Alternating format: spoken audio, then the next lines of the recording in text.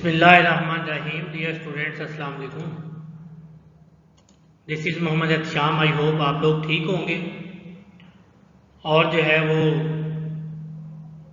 Study को जो है वो अपना एंजॉय कर रहे होंगे छुट्टियों में। तो जैसा कि आप लोगों को पता है कि चैप्टर नंबर 10 जो है वो हमारा ख़त्म हो गया था और उसके जो न्यूमेरिकल और एक्सरसाइजेज हैं वो इंशाल्लाह मैं आपको जो है वो 11 के साथ इसको हम करेंगे इंशाल्लाह। तो आज जो टॉपिक हमने स्टार्ट करना है वो चैप्टर जो है वो साउंड के बारे में। आज जो चीज़ें आपसे मैंने डिस्कस करनी है उनमें सबसे पहले जो है वो साउंड वेव है, फिर साउंड को प्रोड्यूस कैसे कर सकते हैं, प्रोडक्शन ऑफ साउंड है, फिर उसके बाद हम देखेंगे कि sound is produce by vibrating body. एक एक्टिविटी जो है वो करेंगे, मैं आपको कुछ रियल लाइफ एग्जांपल्स भी बताऊंगा। आप लोगों ने इसको जो है वो बड़े गौर से जो है वो सुनना है, क्योंकि बहुत सी ऐसी एग्जांपल्स हैं जो हम रियल लाइफ में देके इस टॉपिक को इजीली जो है वो अंडरस्टैंड कर सकते हैं। उसके बाद जो है वो साउंड वेव एक लॉन्गिट्यूडनल नेचर होता है, मतलब ये लॉन्गिट्यूडनल वेव्स की टाइप होती है। जैसे आपने चैप्टर नंबर 10 में पढ़ा ट्रांसवर्स वेव और लॉन्गिट्यूडनल वेव। तो वही एक क्वेश्चन है कि वो बताएं, वो एक एक्टिविटी हम करेंगे, फिर हम बताएंगे कि ये लॉन्गिट्यूडनल वेव है कैसे है, वो हम इंशाल्लाह इसको डिस्कस करेंगे। तो सबसे पहले अगर आप देखें साउंड जो है ये चीज़ ज़हन में रखिएगा, और आप लोगों ने चैप्टर नंबर 9 में भी इस चीज़ का जो है वो एक ब्रांच ऑफ फिजिक्स जो है उस टेबल में आपने जो है साउंड के बारे में पढ़ा होगा। साउंड बेसिकली जो है वो एक एनर्जी की फॉर्म होती है, एनर्जी की एक फॉर्म होती है जो क्या करती है, एक फॉर्म से दूसरी फॉर्म में जो है वो ट्रैवल करती है। तो एनर्जी बेसिकली जो है वो फॉर्म ऑफ जो है वो साउंड जो है वो एनर्जी की एक फॉर्म है जो ट्रैवल करती है in the form of waves from one place to another place. अब साउंड वेव की है। सबसे पहले तो वेव देखें ना, वेव जो है बेसिकली आप लोगों का, सबसे पहले अगर आप इसको गौर से देखें तो वेव हमने सबसे पहले देखा था, वेव जो है वो डिस्टर्बेंस होता है। तो इसका मतलब जब हम साउंड वेव की बात कर रहे हैं, इसका मतलब है कि जी ऐसा डिस्टर्बेंस है जो किसकी वजह से प्रोड्यूस होगा, साउंड की वजह से प्रोड्यूस होगा। और जो डिस्टर्बेंस पैटर्न क्रिएट होता है ये किसकी वजह से होता है, साउंड की वजह से, इसलिए हम इसको कहते हैं साउंड वेव। तो sound wave is a pattern of disturbance caused by the movement of energy traveling through medium as it propagate away from the source। Propagate होता है मूव करना, वो कहता है जैसे जैसे ये सोर्स से जो है वो मूव करते जाते हैं तो साउंड वेव का जो डिस्टर्बेंस ऑफ पैटर्न है वो क्या होता है, क्रिएट होता जाता है। उसके बाद प्रोडक्शन ऑफ साउंड, हम साउंड को प्रोड्यूस कैसे कर सकते हैं।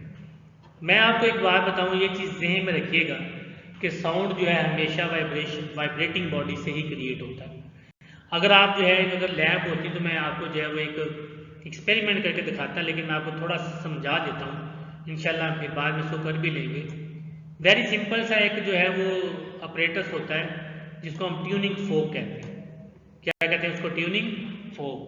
अगर आप इस ट्यूनिंग फोक को जो है वो क्या करें भला, एक पैड के ऊपर मारे, तो उसके बाद जो है आप उसको जो है वो कान के पास लेके जाएं, या आप ऐसे करें एक पानी का गिलास ले लें, उसको जो है वो पानी से फिल कर लें सारा, और ट्यूनिंग फोक को पैड के ऊपर मारने के बाद उस ट्यूनिंग फोक को फौरन गिलास का जो वो अपना जो पानी है उसमें आप जो है वो डिप कर दें। आप देखेंगे कि जो जो वाटर स्प्लैशेस हैं, जो पानी के छींटे हैं, वो क्या करेंगे, वो बाहर को मूव करेंगे।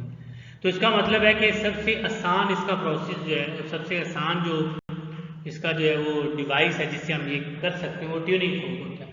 उसके बाद देख लें, अगर आप गिटार की बात कर लें, गिटार जो है उसको भी आप क्या करें, उसके भी जो स्ट्रिंग होते हैं उसको भी थोड़ा सा प्लग करें तो वो क्या करता है, वो आवाज़ देना शुरू कर देता है, वाइब्रेट करना शुरू कर देता है। उसके बाद हमारा वोकल कॉर्ड जो है ये वाइब्रेट करता है। जब ये वाइब्रेट करेगा तो वहाँ से जो है वो क्या प्रोड्यूस होता है, साउंड प्रोड्यूस होता है। उसके बाद जो है वो हार्ट बीट जो है, इसकी जो हार्ट बीट जो है ये भी वाइब्रेट अपना जो है वो साउंड क्रिएट करता है, वाइब्रेट होता है। अब डॉक्टर्स क्या कहते हैं, डॉक्टर्स जो है इस आवाज़ को जो है स्टेथोस्कोप की मदद से वो सुन सकते हैं। तो आपने ये यहाँ से एक चीज़ आइडिया हो गया कि अगर हमें साउंड को जो है प्रोड्यूस करवाना है तो हमें किसी चीज़ को क्या करना पड़ेगा, वाइब्रेट करना पड़ेगा। तो जब आप किसी चीज़ को वाइब्रेट करोगे यानी कि डिस्टर्ब करोगे तो वो क्या प्रोड्यूस कर देगा, साउंड प्रोड्यूस कर देगा। उसके बाद जो है साउंड जो है वो वाइब्रेटिंग बॉडी से हमेशा, ये चीज़ जहन में रखें, दुनिया इधर की इधर हो जाए, आपने ये लाइन जहन में रखनी है कि जो ऑब्जेक्ट जो है वाइब्रेट करते हैं वो ही साउंड प्रोड्यूस कर सकते हैं, जो वाइब्रेट नहीं करते वो साउंड जो है वो प्रोड्यूस नहीं कर पाते। अब ये छोटी सी एक्टिविटी है, उसमें ट्यूनिंग फोक की ही एग्जाम्पल ली हुई है कि ट्यूनिंग फोक जो है वो आप उसको, जैसे मैंने पहले बताया कि वो कहता है कि स्कूल में जो है वो आप ट्यूनिंग फोक ले लें, तो ट्यूनिंग फोक को जो है वो, ये ट्यूनिंग फोक है, आप इसको जो है रबर पैड के साथ मारें, उसके बाद जो है किसी पेंडुलम के साथ जो है उसको उसके पास लेके जाएं, या किसी जो है वो लोहे की चीज़ के पास लेके जाएं, तो आपको जो है आवाज़ आनी शुरू हो जाएगी। अगर आप ना भी लेके जाएं तो आप सिंपल अगर कान के पास भी लेके जाएंगे तो आपको गूंज सी सुनाई देगी, आवाज़ सी सुनाई देगी। तो ये जो है ये चीज़ ध्यान रखेंगे, ये जो 2 आर्म्स होते हैं ट्यूनिंग फोक के, इसको हम प्रॉन्ग्स कहते हैं। क्या कहते हैं हम इनको?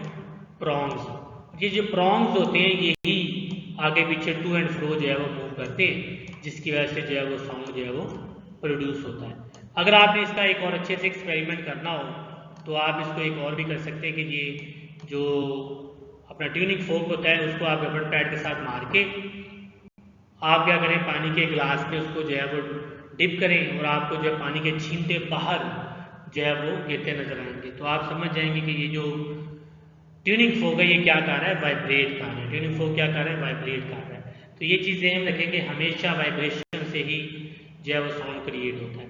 अगर ये लैब वगैरह अगर स्कूल ओपन होती है तो मैं अल्हम्दुलिल्लाह आपको जो ये करके बताता, ये ट्यूनिंग फोक हम उसको जो है वो क्लास में यूज़ करते और बताता कैसे जो है वो पानी के छींटे वगैरह जो है वो निकल रहे हैं। इंशाल्लाह चलें जब स्कूल वगैरह ओपन होगा तो इंशाल्लाह मैं आपको ये एक्सपेरिमेंट करके दिखाऊंगा इंशाल्लाह।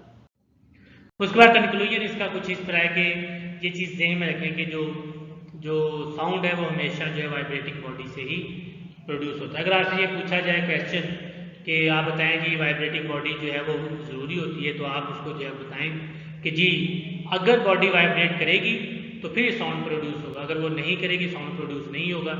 तो आप उसको जो है फिर with the help of activity जो आपने ट्यूनिंग फोक वाली की उसकी मदद से आप उसको ईजिली जो है वो आप एक्सप्लेन कर सकते हैं, लिख सकते हैं।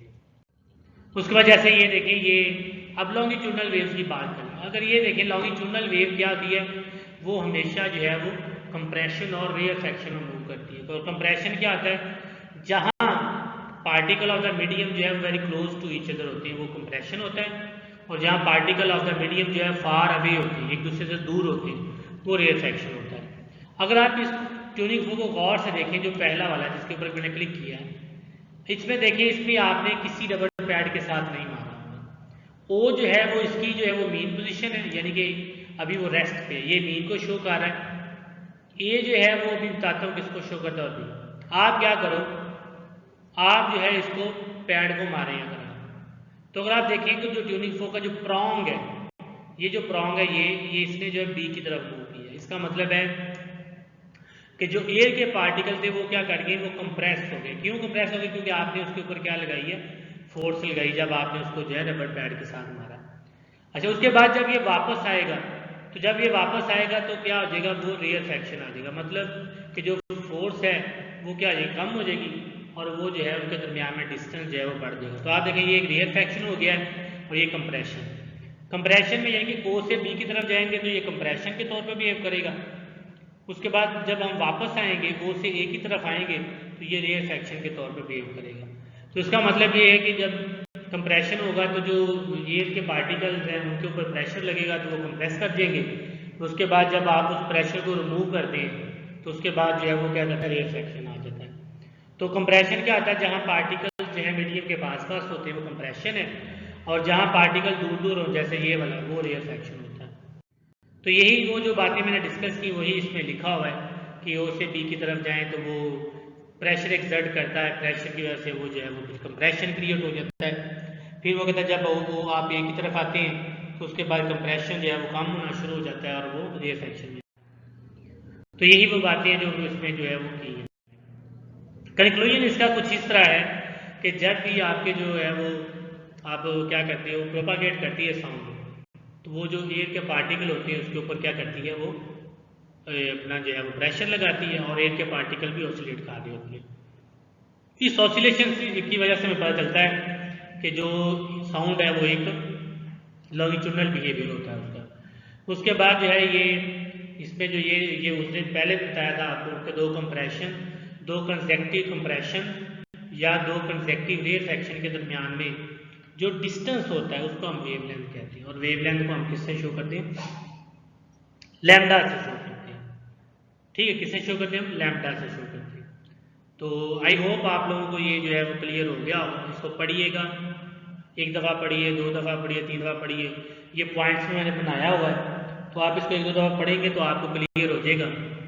ठीक है, उसके बाद जो है वो आप इसको एक दफ़ा लिख लीजिएगा। मैंने पहले भी कहा था नोट्स बनाते जाएँ साथ साथ, जो मैं ये हेडिंग्स वगैरह साथ जो है पॉइंट्स बना रहा हूँ, तो ये आप लोगों के नोट्स ही हैं।